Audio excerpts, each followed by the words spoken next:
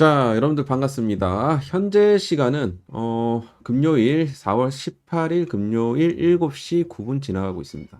오늘 이제 리플을 같이 한번 볼 건데, 리플 관련해 갖고 오늘 두 가지 포인트를 제가 설명을 드릴 건데, 첫 번째가 이제 기술적인 분석으로다가 최근에 이제 리플이 헤드앤숄더가 나왔지 않습니까? 헤드앤숄더가 나왔는데 추가적인 폭락이 나올 것이다. 이런 식으로 헤드앤숄더 나오고 여기서 반등 포인트 주고 여기서 급락이 나올 것이다. 요런 좀 가설들이 지금 나와주고 있거든요. 저도 사실 이거를 굉장히 우려를 했었는데 참 이대로 흘러갈지는, 이게 헤드앤숄더가 뭐 사실 하나의 패턴이지 않습니까? 패턴. 이게 뭐 패턴이 100% 이대로 전개된다. 이거는 사실 아닐 수도 있거든요. 그렇기 때문에 여러 가지 지금 변수가 있는 상황에서 과연 그렇게 흘러갈 것인가? 결국에는 요 바텀 라인을 지지를 해주면 다시 이런 식으로 반등이 나올 수도 있는 거예요. 결국에는 여기서 근데 이탈을 하게 되면 요거는 조금 이런 형태의 헤드앤숄더 이후에 급락 차트가 나와줄 수도 있습니다.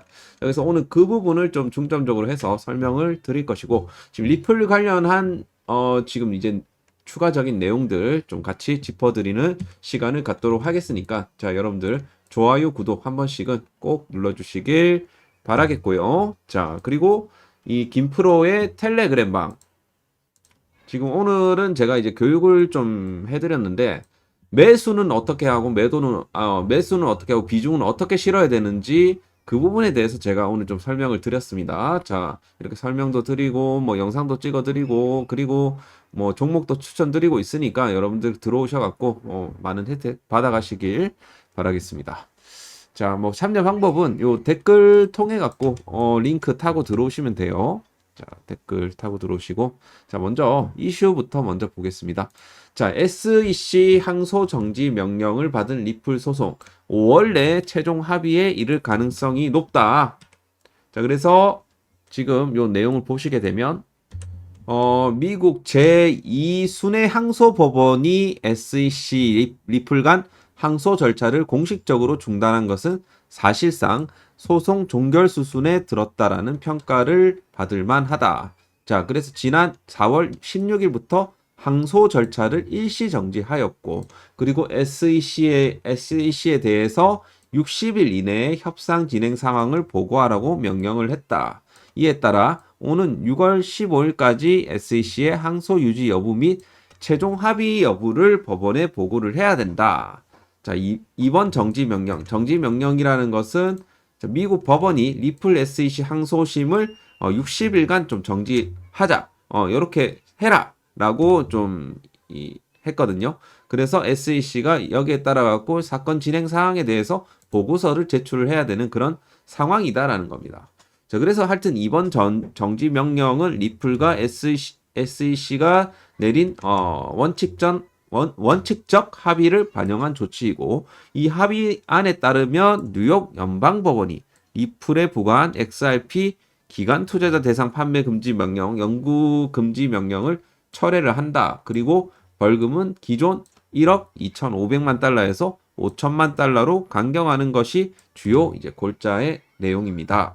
근데 아직까지 이 SEC 위원회 승인을 좀 거치지 않았다라는 점이 약간 불확실적인 부분이고, 현재 SEC 내부에서 이 조건에 대한 최종 검토가 진행되고 있다라는 겁니다. 자, 그래서 이 부분을 우리가 좀 불확실성이 해소되는 그런 부분들을 우리가 향후 좀 지켜봐야 될 필요가 있지 않을까.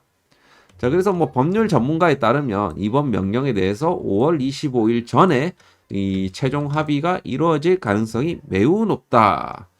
해당 판결이 리플의 미국 내 영업을 제한한 큰 장애물이었던 만큼 이번 합의가 성사되면 사실상 소송이 완전히 종결될 것이다 라고 이제 분석을 했습니다. 자, 그래서 5월 25일, 그러니까 5월 말부터 해서 6월 달이 굉장히 리플한테는 중요한 시즌이 될 것 같습니다. 자, 참고를 하시고요.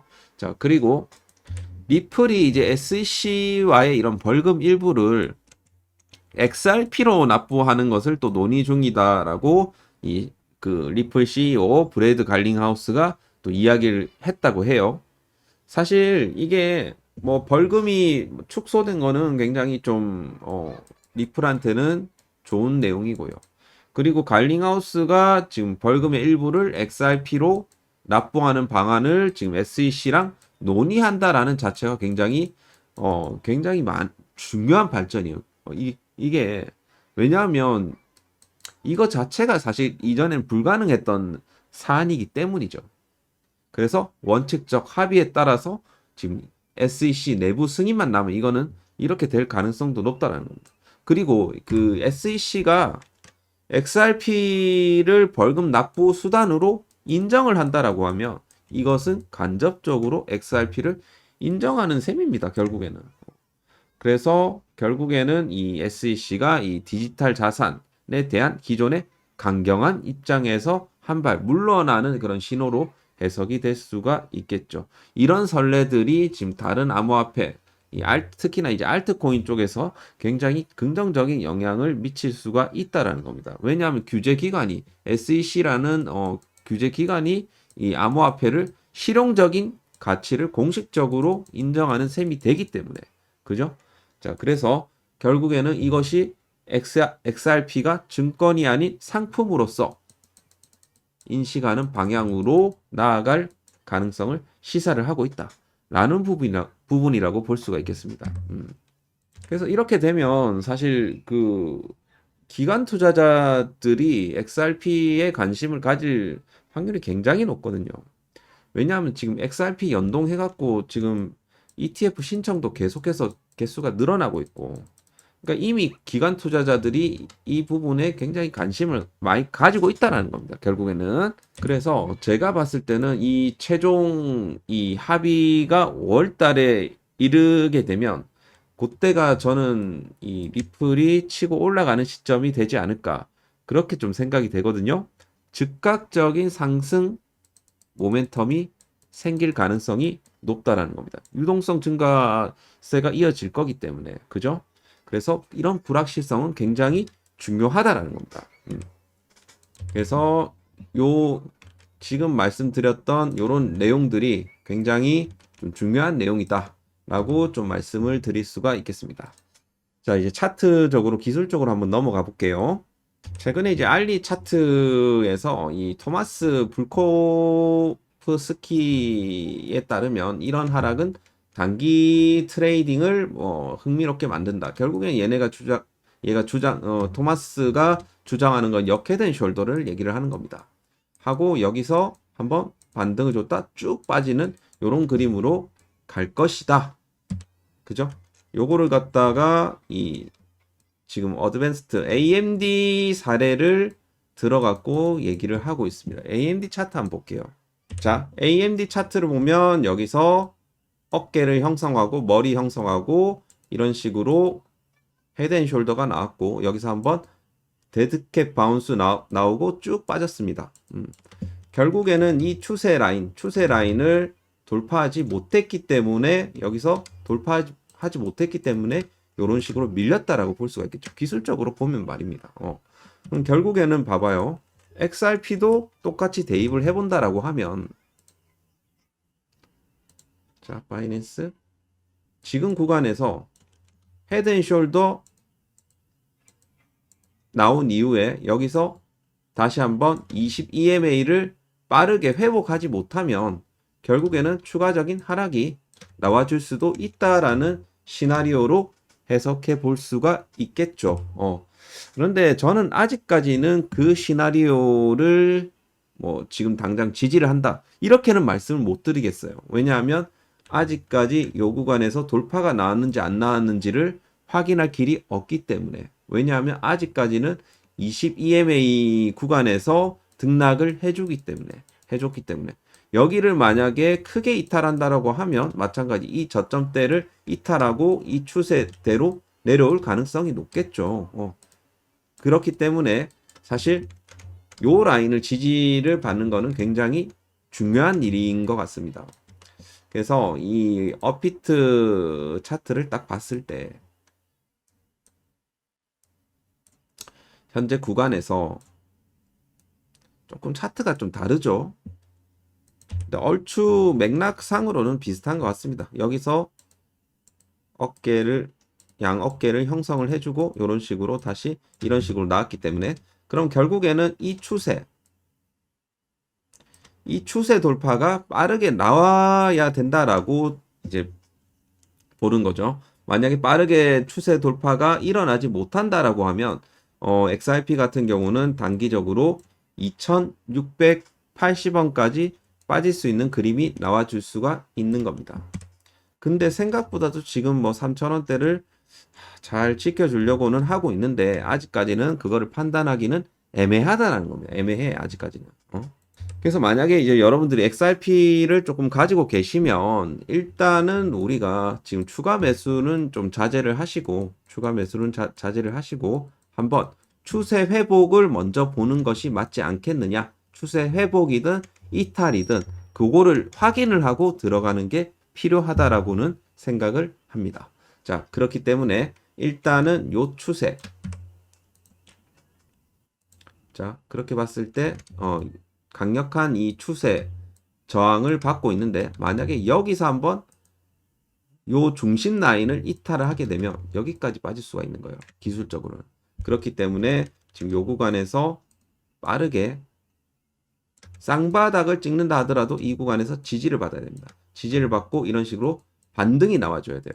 여기를 또 추가적으로 이탈하게 되면 요거는 좀 크게 빠질 수가 있다.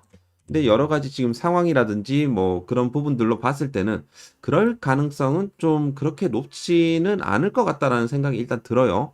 그렇기 때문에 일단은 제가 이 리플 영상은 계속해서 좀 집중적으로 찍어 드릴 테니까 김프로 영상을 잘 확인을 하시고 잘 대응하시길 바라겠습니다. 그래서 일단은 리플 같은 경우는 관막 포지션라는 말씀을 드리고 김프로 히든 코인 여러분들이 좀 잡아 보시길 바라겠습니다. 그래서 다음 내용 확인하시고 김프로의 2분기 히든 코인을 여러분들이 좀 관심을 가지고 한번 잡아 보시길 바라겠습니다. 시작할게요. 자, 제가 오늘도 이제 확인을 해봤는데 TBL 계속해서 우상향하고 있어요. 계속해서 우상향하고 있고 무난합니다. 다른 애들은 지금 사실 그렇게 데이터가 좋지가 않은데 이 친구는 계속해서 좋아요. 이게 1,000억대 코인이기 때문에 굉장히 좀 가볍긴 해서 좀 그 변동성이 좀 유의를 하시기는 하셔야 되는데 저점 매수 조금씩 여러분들이 기회 될 때마다 눌림목에서 좀 매수를 하시면 되는데요. 일단은 제가 이제 텔레그램에서 이제 몇 분들은 제가 공유를 좀 드렸는데 어쨌든 지금 뭐 다 드릴 수는 없고 신청을 해주시는 분들에 한해서만 제가 좀 드리고자 하거든요. 그렇기 때문에 꼭 신청을 해주시길 바라겠고 2분기는 이 코인이 또 주도할 수 있는 코인이 될 수가 있습니다.